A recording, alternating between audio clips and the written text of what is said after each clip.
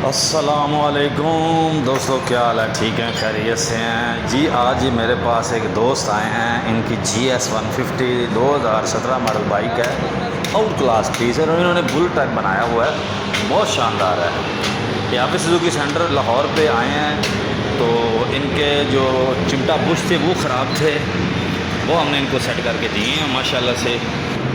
गाड़ी इनकी बड़ी ज़बरदस्त है, इन्होंने डिज़ाइनिंग भी बड़ी अच्छी की है और इन्होंने ये जो जो रिम डाले हुए हैं ये मोटे डाले हुए हैं। मैंने इनसे पूछा है तो कह रहे हैं कि जी इन रिमों से ग्रिप बहुत अच्छी बन गई है, बहुत ज़बरदस्त ग्रिप है और ये 36,000 किलोमीटर गाड़ी चली हुई है। बहुत शानदार गाड़ी उन्होंने रखी हुई है। तो जिस दोस्त को ये चौड़े जो रिम होते हैं वो डलवाने हो तो हाफिज़ सुजुकी सेंटर से रब्ता करें और हमारे चैनल को सब्सक्राइब लाजमी कर दिया करें। Thank you very much.